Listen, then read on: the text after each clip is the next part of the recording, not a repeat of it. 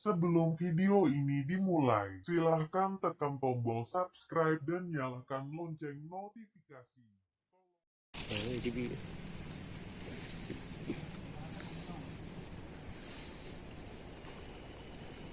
Mà chỉ bị buồn thì đã hiểu dạ quân nè Dạ. hay nè là bị thành ra tâm quảng Nào bà đặng. nè bà thà